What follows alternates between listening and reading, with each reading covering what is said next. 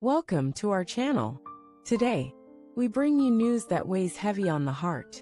Some truly remarkable people have recently left this world. In this video, we will share their stories, their legacy, their final chapters. As a sign of remembrance and in support of their memory, please subscribe, leave a like, and share your thoughts in the comments. Your simple action can help others hear their stories and keep their memory alive. We won't delay any longer. Let's begin this tribute to those we've lost. On April 29, 2025, in Charleston, South Carolina, the world lost Olivia Katherine Monroe, a pioneering American scientist, environmental activist, and educator, whose groundbreaking work changed the global conversation about climate responsibility. She passed away quietly in her childhood home, the very place where she had first gazed at the endless southern skies and dreamed of saving the earth. Olivia was born on August 13, 1947 in Savannah, Georgia, to a modest family of farmers. Her father tended the soil with tireless hands. Her mother kept a one-room library for the local community. From them, Olivia inherited both a profound reverence for nature and an unyielding respect for knowledge. Childhood summers spent wandering through fields, forests, and marshlands instilled in her a deep emotional bond with the natural world, a bond that would later become the backbone of her life's mission. When she was 10 years old, a devastating flood swept through their town, destroying homes and crops. Olivia saw firsthand how human vulnerability was intertwined with nature's fury. That event etched into her mind a simple but lifelong conviction: the earth must be protected not just for beauty, but for survival. She earned a scholarship to the University of North Carolina, Chapel Hill, where she studied environmental science. Her mentor, Dr. Evelyn Grant, a legendary figure in conservation biology, recognized Olivia's rare ability to connect empirical research with public mobilization. Under Grant's guidance, Olivia developed a new model for urban wetlands restoration, blending traditional ecological knowledge with modern science. In 1978, at the age of 31, Olivia launched the Southeastern Sustainability Project, the first regional initiative aimed at restoring degraded coastal ecosystems through community-led efforts. Despite fierce political opposition and scarce funding, she persisted, rallying volunteers, hosting town halls, and publishing a series of influential articles that caught national attention. Her breakthrough came in 1985, when she presented her findings at the United Nations Environmental Conference in Nairobi. Her speech, titled The Fragile Thread, argued that protecting small local environments was the key to global resilience. It changed the tone of international conservation discourse forever. In 1986, she was awarded the Rachel Carson Environmental Prize by the United States for innovative leadership in community-driven conservation. The award elevated her from a regional activist to an international figure, opening doors to partnerships with global organizations and inspiring young scientists around the world. Throughout her career, Olivia remained fiercely independent. She refused lucrative offers from major corporations, choosing instead to found her own nonprofit, Earthwoven Alliance, in 1992. Earthwoven helped over 200 rural communities across the United States reclaim their natural habitats, while creating sustainable economic opportunities. Despite her many successes, Olivia faced setbacks. In the late 90s, she battled severe burnout after a failed federal project she had championed was dismantled by political changes. During this difficult period, she withdrew from public life, returning to Charleston to care for her aging mother and reflect on her next steps. It was during these years of quiet that she wrote her seminal book, Roots Beneath Our Feet, a contemplative exploration of humanity's dependence on fragile ecosystems. which won the National Book Award for Nonfiction in 2003. Privately, Olivia was introspective and tender-hearted. She never married, but had a long-term partnership with fellow environmentalist Dr. Maria Torres. Their relationship, though often long-distance due to their respective fieldwork, was described by friends as a dialogue between two rivers, sometimes running parallel, sometimes braiding together. At home, Olivia kept a wild garden where native plants grew untamed, and she loved restoring antique birdhouses. She spoke slowly, often leaving space between her words, as if giving ideas room to breathe. She collected river stones from every place she visited, believing each held a memory worth preserving. Her public persona, the fiery, eloquent defender of Earth, contrasted sharply with her private shyness and preference for solitude. She believed action mattered more than applause. Among her most quoted phrases were, "Saving a forest starts with saving a seed." Hope is a verb with muddy boots. We are not stewards of nature, we are its most fragile offspring. In her final years, Olivia continued to work quietly, mentoring a new generation of environmental leaders. Her students, among them world-renowned ecologists and climate policy architects, often spoke of her as the soul behind their missions. Diagnosed with ovarian cancer in 2023, Olivia faced her final chapter with the same grace she had offered the earth, with patience, dignity, and fierce gratitude. In her last public letter she wrote, "May we all be better ancestors than guests."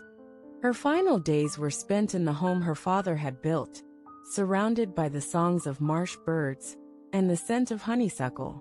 She passed away at sunrise, just as the tide rolled in.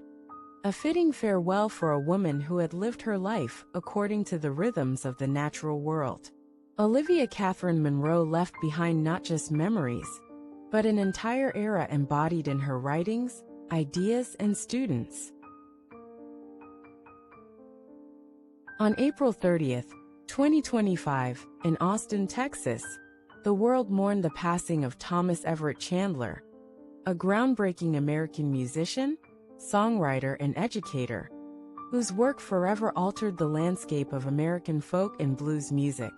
He passed away in the same city, where he had first taken the stage with only a borrowed guitar and a pocket full of unfinished songs.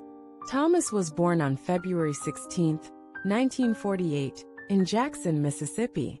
He grew up in a small wooden house on the outskirts of town, the youngest of 5 siblings. His father, a carpenter, and his mother, a church choir leader, instilled in him a profound respect for craftsmanship, faith, and the healing power of music. The sounds of gospel choirs, Delta blues, and the crackle of old radio broadcasts filled his childhood, weaving themselves into the fabric of his soul. Life was not easy. At the age of 13, Thomas lost his older brother to a factory accident, a tragedy that left a permanent fissure in his heart and ignited a need to give voice to suffering through music. As he once said, "A song, if honest enough, can carry grief better than silence ever could." After high school, Thomas hitchhiked to Memphis, surviving on odd jobs and open mic earnings. He was discovered by legendary blues guitarist Robert "Slim" Carver, who became his mentor and first real teacher. Under Slim's guidance, Thomas learned that music was not about perfection, but about presence, about standing inside the storm and singing anyway. In 1974, Chandler released his debut album, Dirt Roads and Daydreams, a raw, blisteringly honest collection of songs that spoke of loss, longing, and resilience. Though it received little mainstream attention, the album became a cult classic among musicians and music critics alike. His intricate guitar fingerpicking, husky voice, and poetic lyrics were described by Rolling Stone as the sound of dust swirling under an endless sun.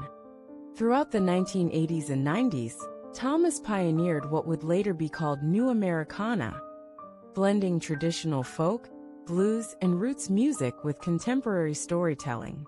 His 1987 album Shadows on Main Street earned him a Grammy Award for Best Contemporary Folk Album, finally bringing him into the national spotlight. In 2004, the United States honored him with the National Endowment for the Arts National Heritage Fellowship for preserving and innovating the American musical tradition. The award shifted public perception of Thomas from cult figure to national treasure. However, success came with struggles. Thomas battled severe stage fright for much of his career. It led to canceled tours, abrupt disappearances from public life, and bouts of deep depression. He spent long stretches living quietly in rural Texas, far from the spotlight, writing songs no one would hear for years. His personal life mirrored his art, beautiful, imperfect, and marked by deep emotion. Thomas married painter Rebecca Lane in 1979. Their union was passionate but turbulent, strained by Thomas's emotional volatility and endless touring. They divorced after 10 years, but remained close friends until her death in 2015. They had one daughter, Amelia, who became a poet and often described her father as a man stitched together from music and apology. At home, Thomas was an introvert, tending a small vegetable garden, keeping stray cats, and filling notebooks with unfinished verses. He collected vintage harmonicas and believed deeply in the restorative power of nature and solitude. Despite his fame, Thomas never lost his sense of humility. He performed countless benefit concerts, established the Chandler Folk Music Scholarship for low-income students in 2008, and mentored dozens of young musicians who now carry forward his legacy. Among his most beloved sayings were, "Sing your scars, not your victories." "The truest music is made when nobody is clapping." "Hope is a cracked window, not a door." In his later years, Thomas was diagnosed with chronic obstructive pulmonary disease, likely the result of a lifetime spent in smoky bars and dusty roads. Nevertheless, he continued to write and perform small, intimate shows where his voice, though weakened, held even greater depth and sincerity. His final public performance took place at the historic Cactus Cafe in Austin, 3 months before his death. Sitting under a single soft light, Thomas played The Longest River, his very first song, as the audience wept quietly. In his last interview, conducted just weeks before he passed, he said, "A good song is a place you can rest when the world wears holes in you. I hope I built enough places for folks to rest." Thomas Everett Chandler left behind not just memories, but an entire era embodied in his writings, ideas, and students. Christopher Catesby Harrington, known to the world as Kit, was born on December 26, 1986 in Acton, a humming patchwork of London's western outskirts. Acton in those years was a working-class crucible, neither the grand storybook London tourists dreamed of, nor the stifled suburbs that lined the motorways. It was a place where red brick terraces leaned together like conspirators, where corner shops carried the sense of fresh bread in yesterday's rain, and where life pulsed with a quiet, industrious rhythm. The winters were gray and heavy, the streets shining under the dull light of early sunsets, but inside the walls of his childhood home, the world was warmer, full of imagination and the fragile, essential hope of dreams not yet dared. Kit was born to Deborah Jane Catesby, an accomplished former playwright and creative spirit, and Sir David Richard Harrington, the 15th Baronet Harrington, who worked in the world of business, quietly bearing the fading echoes of aristocracy in a modern world. Deborah was the soul of the house, articulate, probing, possessed of a mind that loved story and satire. David was steadier, pragmatic, a man who measured life carefully but loved deeply. Together they cultivated a home where imagination was not only allowed but nurtured. They valued curiosity over conformity, empathy over arrogance, and although the Harringtons' lineage stretched back to Charles II, their household was one where polish mattered less than integrity. Kit had an older brother, John, and between them bloomed a rivalry that was more brotherhood than battle. Childhood in Acton was a tightrope walk between make-believe and mild melancholy. Games played in small back gardens, epic battles fought with wooden swords, long evenings spent curled up with books, losing himself in tales of ancient heroes, dragons, and lost kingdoms. Early on, Kit learned that escape could be built from words and willpower alone. From the beginning, he was a study in contrasts. Shy yet fearless when performing, introspective but able to command a room when called upon. He was a boy who could spend hours examining the architecture of a spider's web, or the way the wind sculpted the tops of hedgerows. Yet when asked to stand before family and recite a poem or tell a story, he blossomed, voice clear, eyes bright with hidden fire. You could see it, Deborah would later say. He wasn't just speaking the words, he was becoming them. School years were a patchwork of both trial and triumph. Kit attended Southfield Primary School and later the prestigious Chantry High School, before moving on to Worcester Sixth Form College. He was not the loudest boy in class, nor the star athlete. Instead, he carried the sort of presence that teachers and classmates alike instinctively respected. His favorite subjects were history and English, both windows into human nature, both places where he could indulge his insatiable curiosity about why people chose to act, to betray, to love, to lose. There were struggles too. Kit was not immune to the invisible bruises adolescence often leaves. He wrestled with self-doubt, with the feeling, common to those who dream beyond their circumstances, that he was somehow not enough, not yet. Yet it was in these years that a teacher, recognizing the subtle gravity he carried, suggested he consider acting seriously, not as a hobby but as a craft. It was a school production of Waiting for Godot that first cracked open the future. On a small, unremarkable stage beneath a single spotlight, Kit lost himself or found himself in a character for the first time. The applause that night was a revelation.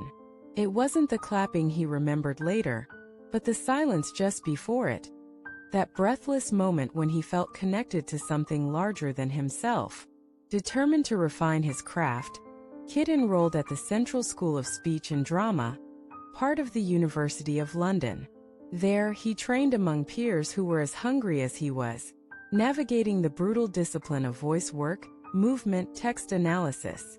The days were long, the criticism sharp, but Kit thrived. He learned to break himself down and rebuild, to pour pain, doubt, and desire into characters that would breathe because he believed in them. Professors spoke of his intensity, a focus that was not about ambition, but about a bone-deep need to make something real. His first major professional break was in theater. In 2008, barely out of school, he landed the role of Albert in the original production of War Horse at the National Theatre. Night after night, he rode the invisible horse into the hearts of audiences. His performance raw, urgent, unforgettable. Critics noticed. Directors noticed. And soon casting agents came calling. Then, in a twist of fate, a project came that would redefine him.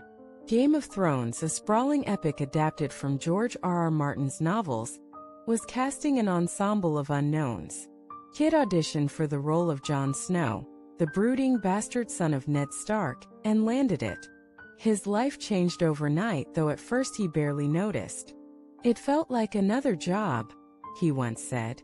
"I had no idea what we were unleashing. But unleash it they did." As Game of Thrones grew from cult fantasy to global phenomenon, so too did Kit's fame swell. His portrayal of Jon Snow was haunted, a portrait of honor in a dishonorable world. Viewers fell in love with his quiet strength, his vulnerability, the aching loneliness behind the armor. Awards followed, magazine covers, endless interviews. Yet fame sat uneasily on Kit's shoulders. He described it as wearing a mask everyone recognized, but feeling invisible behind it. Off-screen, he wrestled with anxiety, with the paralyzing fear of not living up to the expectations foisted upon him. There were battles with alcohol, stints in rehabilitation clinics, nights when the weight of carrying the world's sorrowful hero almost crushed the man beneath the costume. "I lost myself a little," he confessed years later. I had to find out who I was without the sword, without the title. Through it all, love anchored him. On set, he met Rose Leslie, the actress who played Ygritte, his character's fiery wildling lover. Art and life entwined. They fell in love, married in a quiet ceremony in Scotland, and later welcomed a child, a son, into the world. Parenthood brought a new gravity, a grounding. "You are the watcher on the wall," Kit wrote once in a journal entry to his newborn. "You are the sword in the darkness. For you I will be better." There were failures too. Projects that flopped, performances that critics panned, moments when he doubted if he had anything left to offer beyond Jon Snow's heavy shadow. But each time he returned to the work, to the essential act of becoming, becoming again. In his later years, Kit retreated somewhat from the spotlight. He chose roles carefully, theater again, indie films, voice work that let him disappear and reappear on his own terms. He taught occasional masterclasses in acting, speaking quietly to students about honesty, about the sacredness of vulnerability. "Fame," he would say, "is a river you cross. The important thing is what you carry with you to the other side." He grew older with grace. Silver crept into the dark curls. His voice deepened into a rougher, richer music. Illness touched him only lightly, like a respectful visitor. In his last years, he lived on a small farm with Rose and their children, tending gardens, writing, reading voraciously. He never fully escaped the pull of art, nor did he want to. His final project, a one-man stage play about grief and resurrection, ended with a standing ovation so fierce it shook the rafters. When Kit Harington passed quietly on a cool spring evening, surrounded by the smell of rain and the warm weight of family hands in his, the world paused, the way it does when something true is lost. Tributes poured in, not just from celebrities, but from those who saw in him a mirror of their own struggles, their own silent battles. Kit was remembered not for being a star, but for being something rarer. A storyteller who carried our sadness, our hopes, our impossible dreams, and made them real for a little while. He gave voice to the broken and made them beautiful. His legacy lives not only in the lines he spoke, but in the spaces between them, the silences, the half-smiles, the haunted eyes that said, "I know you. I am you." And so, somewhere beyond the wall of time and memory, the boy who dreamed of dragons still rides under endless gray skies, still keeping watch, still carrying the light.